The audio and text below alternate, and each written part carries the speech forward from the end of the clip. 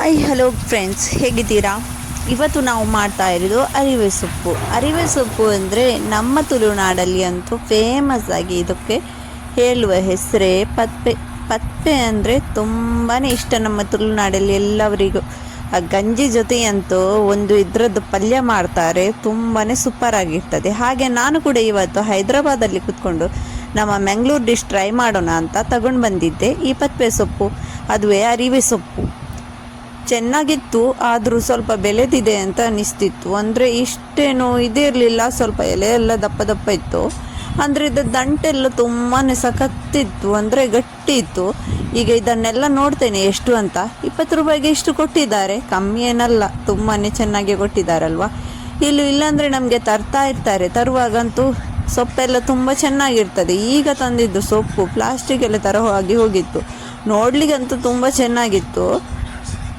ಆದರೂ ಕಟ್ ಮಾಡುವಾಗೆಲ್ಲ ಫಟಾಫಟ್ ಅಂತ ಕಟ್ ಆಗ್ತಾ ಇರಲಿಲ್ಲ. ನೋಡಿ, ಈಗ ಇದನ್ನು ನಾನು ಕಟ್ ಮಾಡ್ತೇನೆ. ಈಗ ಎಲ್ಲದು ಈ ಥರ ಕ್ಲೀನಿಂಗ್ ಮಾಡಿ ಇಡ್ತೇನೆ ಫಸ್ಟಿಗೆ. ನನ್ನ ಮಗಳಂತೂ ಹೇಳ್ತಿದ್ಲು, ಇದು ಪ್ಲಾಸ್ಟಿಕ್ ಥರ ಉಂಟಲ್ವಾ, ಇದು ಪ್ಲಾಸ್ಟಿಕದ್ದು ಸೊಪ್ಪ ಅಂತ. ಆ ಥರ ಆಗಿ ಹೋಗಿತ್ತು ಈ ನಮ್ಮ ಪತ್ಪೆ ಸೊಪ್ಪು. ಆದರೂ ಏನು ಮಾಡೋದು, ತಿನ್ನಲಿಕ್ಕಂತೂ ಆಸೆ ಆಗಿತ್ತು. ಮಂಗಳೂರು ಸ್ಟೈಲದ್ದು ಡಿಶ್ ಮಾಡಿ ತಿನ್ನೋಣ ಅಂತ. ಸಿಕ್ಕಿದೆ ಪುಣ್ಯ, ಇಷ್ಟಾದರೂ ಸಿಕ್ಕಿತಲ್ವಾ ಅಂತ ತಗೊಂಡು ಬಂದಿದ್ದು. ನೋಡಿ, ಈ ಥರ ಎಲ್ಲ ಕ್ಲೀನ್ ಮಾಡಿ ದಂಟನ್ನೆಲ್ಲ ಬಿಸಾಡಿದೆ, ತುಂಬ ದಂಟು ಬಿಸಾಡಿದೆ. ಈ ಥರ ಹುಲ್ಲೆಲ್ಲ ಇರ್ತದೆ ನಡುವಲ್ಲಿ, ಅದನ್ನು ಕೂಡ ಬಿಸಾಡಬೇಕು. ನೋಡಿ, ಈ ಥರ ಗಂಜಿ ಒಟ್ಟಿಗೆ ಅಂತೂ ಇದರ ಟೇಸ್ಟ್ ತುಂಬ ಚೆನ್ನಾಗಿರ್ತದೆ. ನಾನಿಲ್ಲಿ ವೈಟ್ ರೈಸ್ ಒಟ್ಟಿಗೆ ಮಾಡಿದ್ದು. ನಾನೊಮ್ಮೊಮ್ಮೆ ವೈಟ್ ರೈಸದ್ದು ಕೂಡ ಗಂಜಿ ಮಾಡ್ತೇನೆ, ಯಾಕಂದರೆ ಈ ಥರ ಗಂಜಿ ಎಲ್ಲ ತಿನ್ನಲಿಕ್ಕೆ ಮನಸ್ಸಾದಾಗ ವೈಟ್ ರೈಸದ್ದು ಕೂಡ ಗಂಜಿ ಥರನೇ ಊಟ ಮಾಡ್ತೇನೆ. ಈಗ ಇದನ್ನು ಕಟ್ ಮಾಡ್ತಿದ್ದೇನೆ. ಸಣ್ಣವರಿರುವಾಗ ನನ್ನ ಅಮ್ಮ ಕಟ್ ಮಾಡ್ತಿದ್ದದ್ದು ನೋಡಿ ಆಸೆ ಆಗ್ತಾಯಿತ್ತು ನಮಗೆ, ಯಾವಾಗ ಈ ಥರ ಎಲ್ಲ ಕಟಿಂಗ್ ಮಾಡಲಿಕ್ಕೆ ಕೊಡ್ತಾರೆ ಅಂತ. ಈಗ ಅಂತೂ ಸಾಕಾಗ್ತದೆ ಈ ಥರ ಕಟ್ ಮಾಡುವಾಗ, ಅಮ್ಮನೇ ನೆನಪಾಗಿ ಹೋಗ್ತಾರೆ. ಈಗ ನೋಡಿ, ಅಮ್ಮ ಎಲ್ಲ ನಮ್ಮದು ಕತ್ತಿಯಲ್ಲಿ ಕಟ್ ಮಾಡ್ತಾ ಇದ್ದದ್ದು, ನಾವು ಇಲ್ಲಿ ಯೂಸ್ ಮಾಡೋದೇ ಚೂರಿ. ನನಗೆ ಅಂತೂ ಈಗ ಕತ್ತಿಯಲ್ಲಿ ಕಟ್ ಮಾಡುವ ಅಭ್ಯಾಸನೇ ಇಲ್ಲ. ಈ ಚೂರಿಯಲ್ಲಿ ಕಟ್ ಮಾಡಿ ಮಾಡಿ ಮಾಡಿ ಎಲ್ಲ ವಸ್ತುವನ್ನು ಚೂರಿಯಲ್ಲೇ ಕಟ್ ಮಾಡೋದು. ಕತ್ತಿ ಇಲ್ಲವೇ ಇಲ್ಲ, ಕತ್ತಿಯದ್ದು ಪತ್ತೇ ಇಲ್ಲ ಇಲ್ಲಿ ನಮ್ಮ ಮನೆಯಲ್ಲಿ. ನೋಡಿ, ಈ ಥರ ಎಲ್ಲ ಕಟ್ ಮಾಡ್ತಾ ಇದ್ದೇನೆ. ನನ್ನ ಮಗಳು ವಿಡಿಯೋ ಶೂಟಿಂಗ್ ಮಾಡ್ತಾ ಇದ್ಲು. ನೋಡಿ ಫ್ರೆಂಡ್ಸ್, ನೀವು ನನ್ನ ಚಾನಲನ್ನು ಫಸ್ಟ್ ಟೈಮ್ ವಿಸಿಟ್ ಮಾಡೋದಾದರೆ ಒಂದು ಸಬ್ಸ್ಕ್ರೈಬ್ ಮಾಡಿ, ಲೈಕ್ ಮಾಡಿ, ಶೇರ್ ಮಾಡಿ.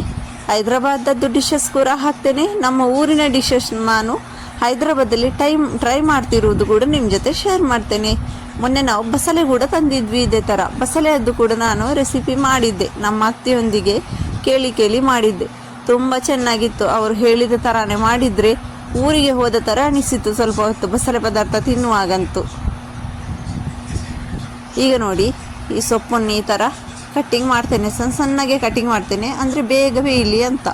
ಸ್ವಲ್ಪ ಚೆನ್ನಾಗಿರ್ತಿದ್ರೆ ಸ್ವಲ್ಪ ದೊಡ್ಡ ಪೀಸ್ ಮಾಡ್ತಿದ್ದೆ, ಆದರೂ ಇದು ಕಟ್ಟಿಂಗ್ ಮಾಡುವಾಗ ಪ್ಲಾಸ್ಟಿಕದಲ್ಲೇ ಕಟ್ಟಿಂಗ್ ಮಾಡೋ ಥರ ಆಗ್ತಾಯಿತ್ತು. ಇದರದ್ದು ಈಗ ಪಲ್ಯ ಹೇಗಾಗ್ತದೆ ಅಂತ ನೋಡೋಣ.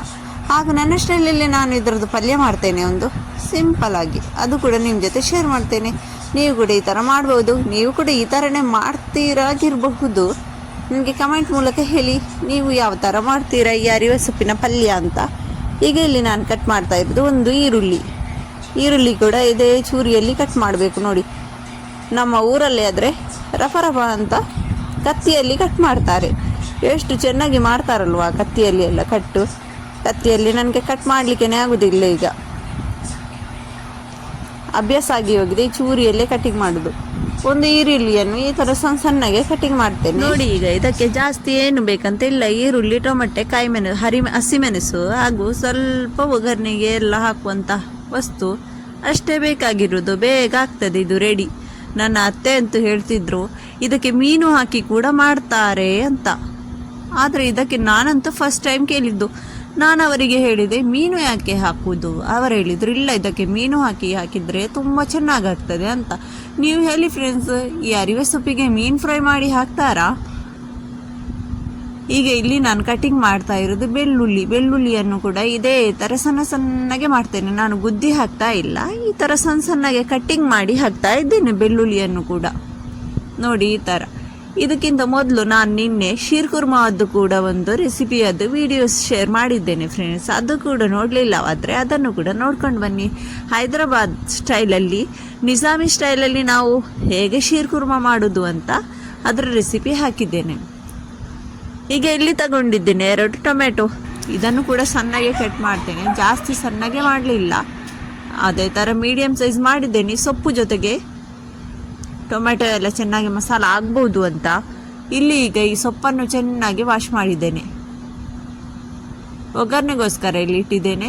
ಎಣ್ಣೆಗೆ ಹಾಕ್ತಾ ಇದ್ದೇನೆ ಸಾಸಿವೆ. ಎಣ್ಣೆ ಬಿಸಿ ಆಗಲಿಲ್ಲ, ಸ್ವಲ್ಪ ಮಸರ ಮಾಡಿದೆ ಅಂತ ಅನಿಸ್ತು. ಎಣ್ಣೆ ಈಗ ಬಿಸಿ ಆದಾಗ ಜೀರಿಗೆ ಕೂಡ ಹಾಕಿದೆ. ಆಮೇಲೆ ಹಾಕಿದ್ದು ಇಲ್ಲಿ ಕರಿಬೇವು ಸೊಪ್ಪು, ಬೆಳ್ಳುಳ್ಳಿ, ಹಸಿಮೆಣಸು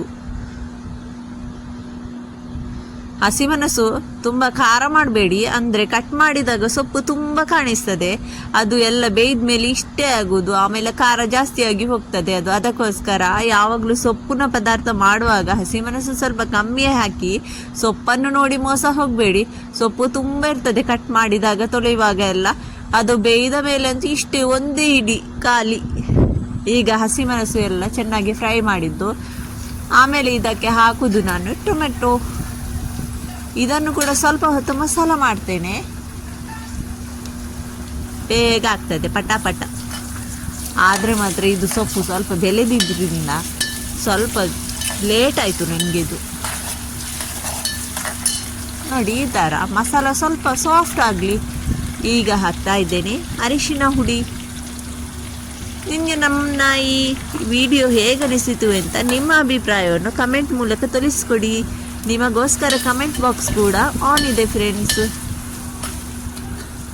ಉಪ್ಪು ಕೂಡ ಹಾಕಬೇಕು. ನೀವು ಕೂಡ ಹೀಗೆ ಮಾಡೋದಾ, ಅಲ್ಲ ನೀವು ಬೇರೆ ಥರ ಮಾಡ್ತೀರಾ ಫ್ರೆಂಡ್ಸ್, ಅದು ಕೂಡ ತಿಳಿಸಿ. ಈಗ ಇದು ಸ್ವಲ್ಪ ಮಸಾಲ ಆದಾಗ ನಾನಿದು ಎಲ್ಲ ಸೊಪ್ಪನ್ನು ಹಾಕ್ತಾ ಇದ್ದೇನೆ. ಈ ಥರ ಎಲ್ಲ ಸೊಪ್ಪು ಹಾಕಿದೆ. ಈಗ ಎಲ್ಲ ಮಿಕ್ಸ್ ಮಾಡೋಣ. ಈಗ ಇದು ಬೇಯ್ತದೆ, ಇದನ್ನು ಈಗ ಚೆನ್ನಾಗಿ ಬೇಯಲಿಕ್ಕೆ ಬಿಡುವುದು ಅಷ್ಟೇ. ಬೇಯ್ದ್ರೆ ಆಯಿತು.